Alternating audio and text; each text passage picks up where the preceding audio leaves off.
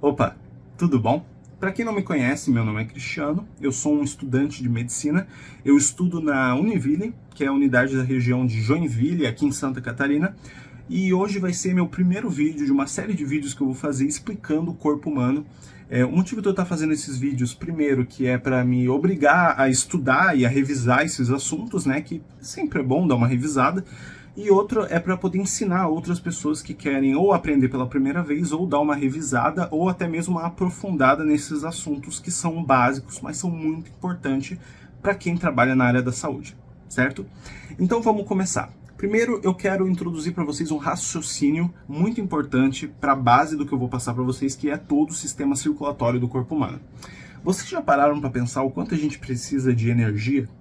A gente precisa de energia para falar, para se mexer, para trabalhar, para manter a temperatura do nosso corpo em 36,5, 37 graus. A gente precisa de energia para muita coisa, certo? Vocês pararam para pensar de onde é que nosso corpo pega essa energia?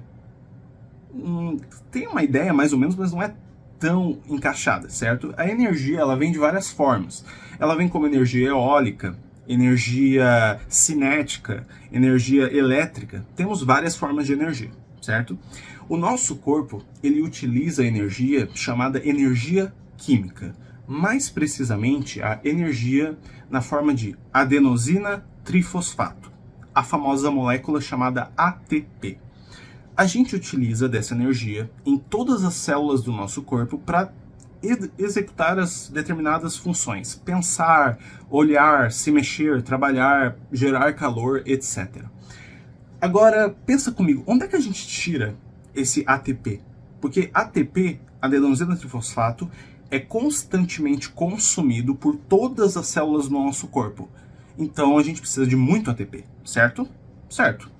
Então, onde é que a gente consegue? Bom, ATP a gente não tira da natureza, absorve assim, a gente precisa construir o ATP.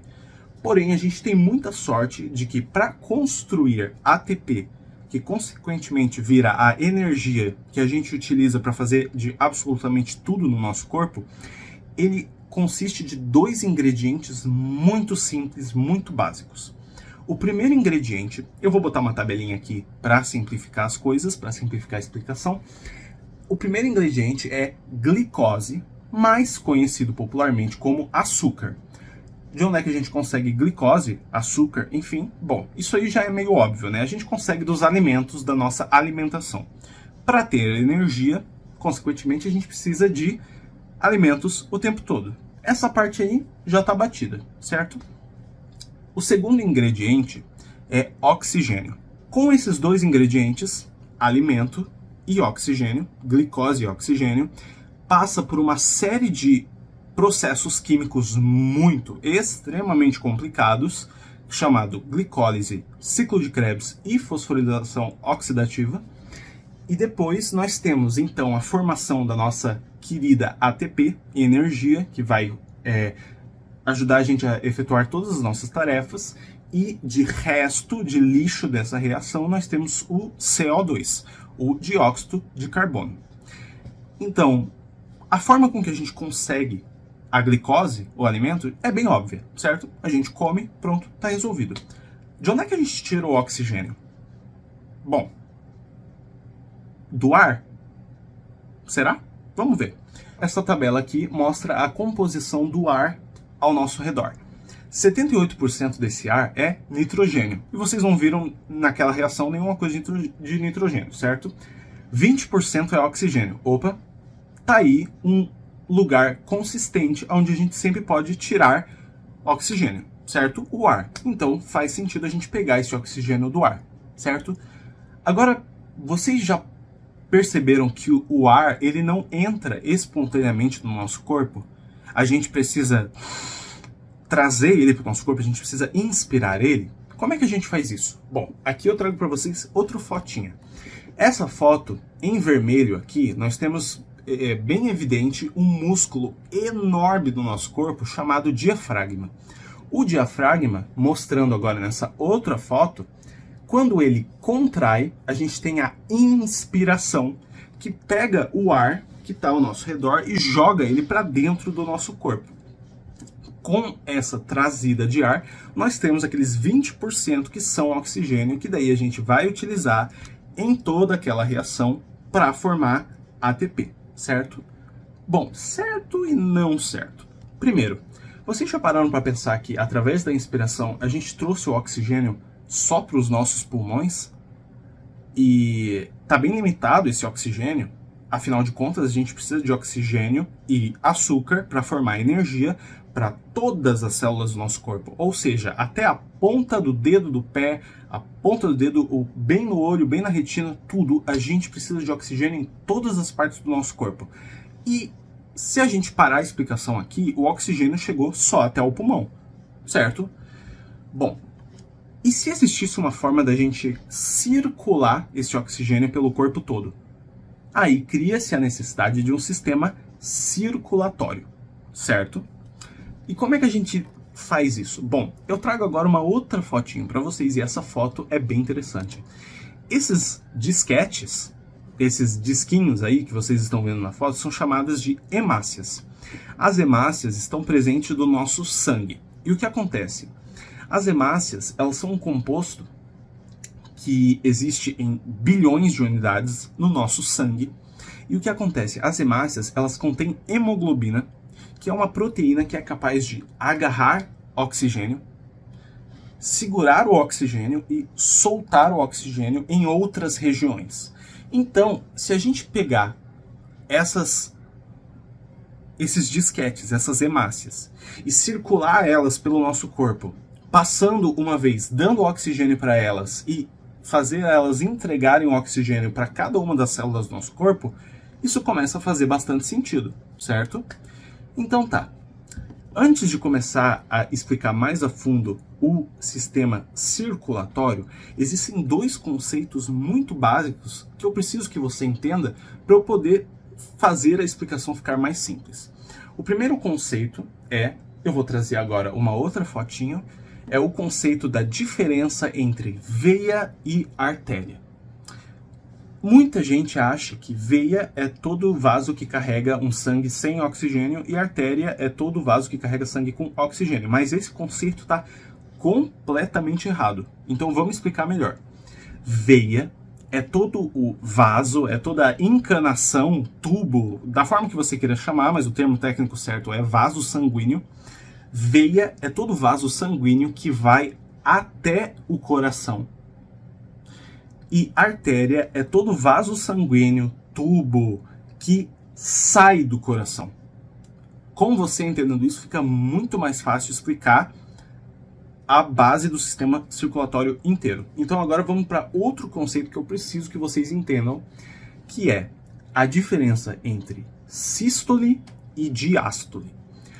Calma, tá ficando complicado, mas eu vou explicar tudo certinho. Vocês estão vendo nessa foto que eu estou mostrando agora na tela, que nós temos, aqui é uma imagem do coração cortado ao meio, certo? Seccionado. Em cima nós temos AD e AE, que significa átrio direito e átrio esquerdo, certo? E embaixo nós temos ventrículo direito e ventrículo esquerdo. Ou seja, o nosso coração ele é dividido em 4 pedaços, que são independentes de si. O átrio esquerdo, o átrio direito, o ventrículo esquerdo e o ventrículo direito, certo?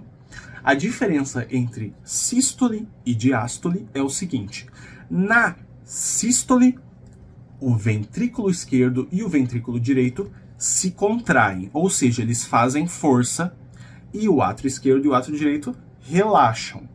Na diástole, o átrio esquerdo e o átrio direito contraem, consequentemente, o ventrículo esquerdo e o ventrículo direito relaxam. Ou seja, com vocês entendendo a diferença entre artéria e veia e a diferença entre sístole e diástole, fica muito mais fácil explicar o corpo humano. Mas agora vamos com calma explicar cada uma dessas partes, o que elas fazem, como o sangue circula pelo corpo, do começo ao fim, certo? Eu começo a nossa historinha no ventrículo direito. Então eu vou trazer aqui o foco da imagem mais para o ventrículo direito e eu preciso que vocês prestem muita atenção agora. O ventrículo direito, na sístole, ele vai ser contraído, certo? Esse ventrículo está cheio de sangue, já explico como o sangue vem até ele, mas o ventrículo está cheio de sangue e ele vai ser contraído. Quando ele for contraído, ele vai enviar o sangue através da artéria pulmonar. Vamos recapitular. A artéria é todo o vaso, toda tubulação, cano, que sai do coração e vai em direção a algum órgão. Então, o ventrículo direito ele vai contrair e vai enviar o sangue através da artéria pulmonar para onde? Para os pulmões, certo? Até agora está fazendo sentido. Voltamos agora nessa outra foto. Em azul bem grande, em destaque aqui no meio, vocês conseguem ver o tronco pulmonar, que consiste na principal artéria pulmonar que leva o sangue diretamente para os pulmões. Esse sangue, ele vai se subdividindo. Vocês estão vendo aqui, ó, o tronco pulmonar vira a artéria pulmonar direita, a artéria pulmonar esquerda. E essas artérias vão ficando cada vez mais finas, vão chegando cada vez mais até chegarem nos brônquios. Aqui eu trago uma foto. Essa foto foca os brônquios. Essa parte branca, na nossa inspiração, quando a gente enche os pulmões de ar, consequentemente com a contração do diafragma, nós temos esses brônquios enchendo de ar. E nós temos aqui, ó, vocês estão vendo em azul, é o vaso que enviou o sangue para os pulmões, a artéria pulmonar, certo? E agora, vocês vão vendo, lembra que eu revisei com vocês das hemácias, que são aqueles disquetezinhos. Nessa foto, imagina assim, ó, que as hemácias que estão sem oxigênio, elas são azuis, e quando elas vão coletando o oxigênio, elas vão ficando vermelhas. É só uma forma de explicar para vocês, uma forma que faz mais sentido. E daí nós vemos aqui, ó, virando vasos vermelhos e desembocando. Então, o que nós temos aqui? O raciocínio é bem simples. A gente enche o pulmão de ar, dentro do pulmão o sangue sem oxigênio vai, capta o oxigênio através dessa respiração e vai se juntando em outro vaso. Agora, prestem bem atenção, a artéria pulmonar foi do coração para o pulmão, certo? Agora a gente vai criar um vaso que vai de volta para o coração. Lembre, qualquer vaso que vai para o coração é chamado de veia. E agora eu trago outra foto para vocês. Aqui nós temos em destaque as veias pulmonares aqui atrás. Nós temos 4 veias pulmonares, 2 que vão do pulmão esquerdo e 2 que vão do pulmão direito. E todas essas veias que captaram o sangue que está vindo dos pulmões, elas vêm diretamente para o átrio esquerdo, que é a subdivisão de cima. Vamos revisar de novo. Sístole e diástole. Na sístole, os ventrículos contraem. Na diástole, os átrios contraem. Então, nós temos um átrio esquerdo que está cheio de sangue oxigenado, que pegou o sangue naqueles disquetezinhos e voltou para o coração, certo? Agora, esse sangue, através da diástole, ou seja, da contração dos átrios, ele vai ser enviado para o ventrículo esquerdo. Ou seja, nós vamos encher o ventrículo esquerdo de sangue oxigenado. Sangue que tem o oxigênio que a gente precisa justamente para criar energia para o nosso corpo, certo? Ok. Agora nós temos uma sístole, que é a contração dos ventrículos. E a sístole, ela, além de enviar sangue para os pulmões, ela vai enviar sangue, quando a sístole ocorre no ventrículo esquerdo, lembrando que a sístole ocorre nos 2 ventrículos ao mesmo tempo, ela vai enviar sangue para a artéria aorta, que vocês conseguem ver nessa foto também. Porém, agora eu vou postar uma foto que vai focar exclusivamente na artéria aorta. Nós temos a artéria que vai irrigar todo o nosso corpo, que vai levar o sangue do coração para o nosso corpo, por isso que ela é chamada de artéria, certo? A artéria aorta, ela vai se subdividir em múltiplos vasos. Aqui eu vou dar o exemplo dos principais vasos, só para citar por desencargo de consciência, certo? O tronco braquiocefálico, ele vai se subdividir em artéria subclávia direita e carótida comum direita, para levar, consequentemente, sangue para o braço direito e para o hemisfério direito do nosso cérebro.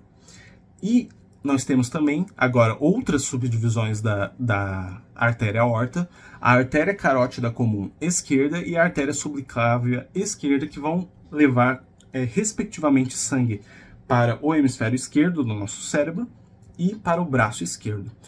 Essa questão de falar hemisfério esquerdo e direito do nosso cérebro não está exatamente correta, porque as artérias acabam se juntando na cabeça, mas é só para eu poder introduzir melhor esse raciocínio para vocês, tá bom? E daí nós temos a continuação dessa artéria aorta, que vai levar o sangue para o resto do nosso corpo, para as pernas, para a região sacroiliaca, demais partes do nosso corpo, certo? Bom, através dessa explicação, vocês entenderam como é que o sangue vai para o nosso corpo, certo? Ele vai para os pulmões através do ventrículo direito, ele volta para o pulmão através do átrio esquerdo, e ele vai para o resto do corpo através da artéria aorta, certo? Bom, agora eu preciso explicar para vocês como é que esse sangue que foi para todo o nosso corpo, como é que ele vai retornar. Vamos voltar novamente para essa imagem aqui, que eu acho muito boa, do coração, e vocês vão ver uma coisa. O átrio direito, ele é dividido em duas partes. Ele recebe sangue da veia cava superior e da veia cava inferior para, consequentemente, enviar esse sangue de volta para o pulmão, certo? Certo. Bom, primeiro vamos falar da parte mais fácil, da veia cava superior. Como vocês conseguem ver nessa foto aqui, a gente tem as veias jugulares esquerda e direita e a subclávia esquerda e direita se juntando, ou seja, o sangue que está voltando dos braços esquerdo e direito e da nossa cabeça, eles se juntam para formar a veia cava superior, que devolve o sangue ao nosso pulmão. Simples? Simples. Agora eu peço muita atenção, que essa é a parte que é muito complicada. Para mim mesmo foi muito difícil aprender, mas depois que aprende, vai. Vou mostrar uma foto assustadora para vocês, tá bom? Pá, tá aí. Eu sei, essa foto assusta, é complicado, mas vamos tentar entender.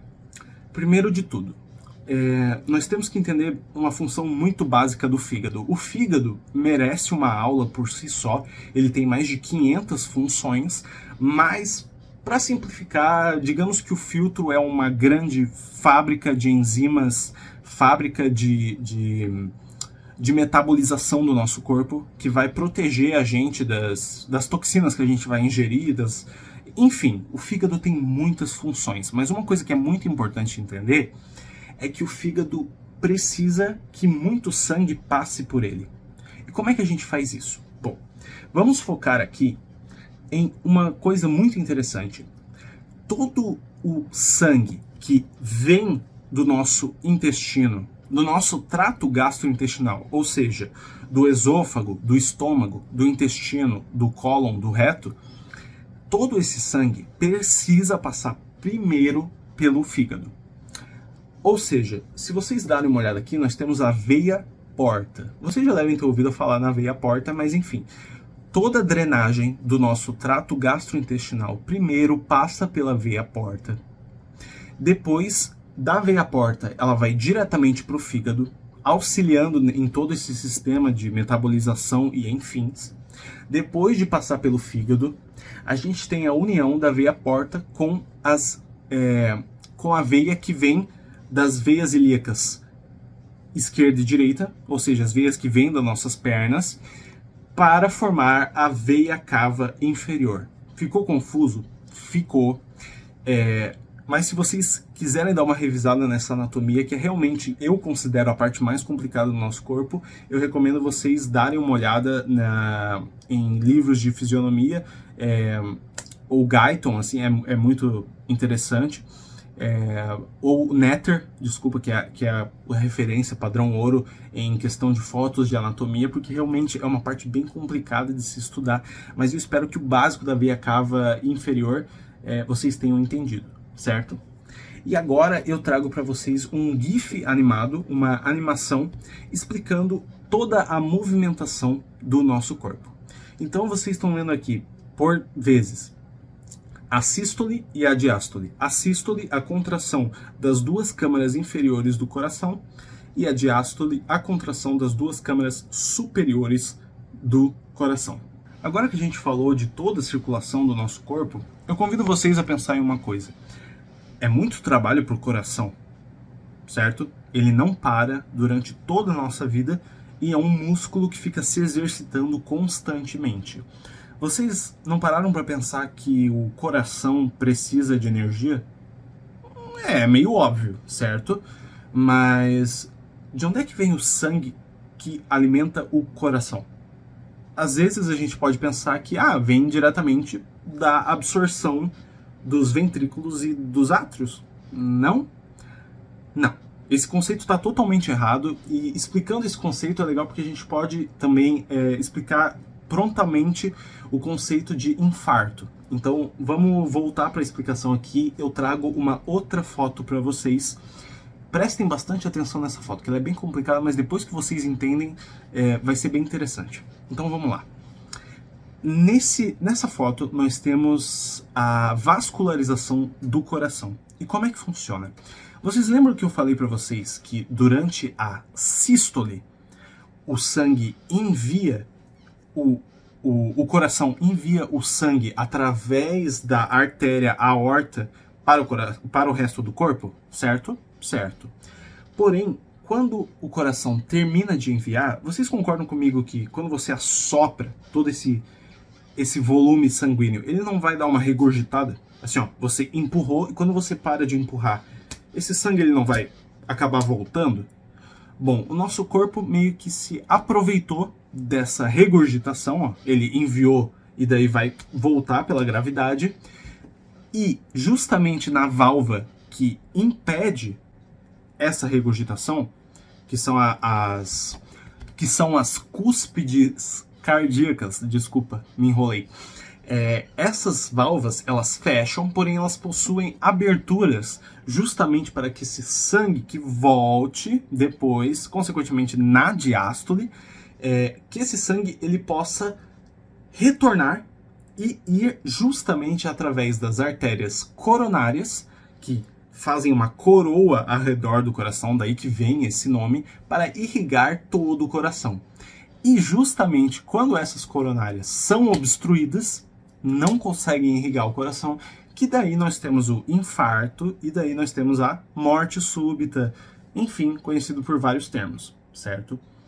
Engajando nesse assunto, vamos falar sobre problemas do corpo humano, principalmente problemas do sistema circulatório. Vamos começar com o mais famoso de todos, que é hipertensão, pressão alta. Vocês já com certeza conhecem alguém que tem hipertensão, ou talvez até você sofre de hipertensão, certo? Vamos falar um pouco sobre a fisionomia da hipertensão. Quando o nosso corpo precisa de mais energia, ou seja, ele precisa de mais ATP, ou seja, ele precisa de mais oxigênio, a gente vai fazer vários mecanismos, nosso corpo vai fazer vários mecanismos de adaptação para suprir essa demanda. Ou seja, às vezes o nosso corpo ele vai só acelerar a velocidade entre sístole e diástole, para justamente poder irrigar mais o nosso corpo, certo? Ou uma outra adaptação que ele pode fazer é fazer a sístole com mais força, para enviar mais sangue mais rápido. Ou seja, às vezes o nosso corpo ele vai apertar na sístole, apertar na diástole, justamente para compensar essa falta de oxigênio, essa falta de energia que está tendo nos tecidos do nosso corpo, certo? Em pessoas que têm uma genética que dá uma predisposição maior para hipertensão, em pessoas obesas, ou seja, que tem mais tecido no corpo, que tem mais resistência, que precisam de mais oxigenação, temos a tendência da pressão do nosso corpo ser mais alta. Porém, esse é um mecanismo que é um tanto quanto perigoso. Por quê? Porque nós não podemos esquecer que nós estamos tratando aqui, de certa forma, de tubulação, certo? Uma tubulação que leva água, enfim, o líquido para o nosso corpo todo. E essa tubulação, assim como a tubulação aí da sua casa, ela pode ser prejudicada por uma pressão muito alta, certo? Então, um dos principais problemas na hipertensão é a lesão de órgão-alvo, aonde microvascularização, ou seja, os vasos de calibre menor, são prejudicados por por uma constante pressão alta. Isso é um dos principais problemas que nós temos na hipertensão. E o principal mecanismo de regulação da nossa pressão, que são os nossos rins, que eu posso explicar depois numa aula avulsa esta, esses mecanismos, os rins, eles podem acabar sendo muito prejudicados justamente por causa da vascularização dos rins, que é muito pequena e acaba sendo prejudicada, certo? Outro problema que nós podemos ter com a hipertensão é os acidentes vasculares cerebrais hemorrágicos, que envolvem o rompimento de um vaso sanguíneo cerebral e daí com as consequências que podem ser desde paralisia ou, em casos raros, assintomáticos, ou até a morte de um indivíduo quando a área cerebral afetada é de suma importância ou é muito grande, certo? Outro mecanismo que nós temos muito problema na questão da circulação é a diabetes, que é o descontrole de forma bem básica, o descontrole dos níveis de açúcar no nosso corpo, a intolerância à glicose, enfim. O que acontece? Com os níveis de açúcar muito elevados, nós temos a criação de uma mutação. Lembra que eu falei para vocês das hemácias? Nós temos uma complicação que se chama formação de hemoglobina glicada. Todos nós temos hemoglobina glicada, mas as pessoas com diabetes têm uma tendência a ter muito mais hemoglobina glicada. A hemoglobina glicada, de uma forma muito simplificada, e claro, a gente pode fazer uma aula separada falando de diabetes, mas é uma hemoglobina que está manchada, entre aspas, por favor, eu estou dando uma baita de uma simplificação aqui, manchada de açúcar, manchada de glicose, e essa hemoglobina, ela não consegue agarrar o oxigênio e liberar o oxigênio de maneira correta. Ela segura demais, ou segura muito pouco, agora eu esqueci. Ela não consegue fazer essa transferência tão bem, certo? Então, isso aí ocasiona na falta de oxigenação e, consequentemente, em problemas para o resto do nosso corpo. Gente, por mais é isso. Se vocês quiserem uma aprofundação em outros assuntos, como diabetes, hepato, doenças do fígado, enfim, ou qualquer tipo de sistema do corpo humano, eu peço que vocês comentem, deem um feedback nesse vídeo. Se vocês quiserem mais, me avisem. E desde já eu agradeço muito por terem prestado atenção na minha aula. Tchau, tchau.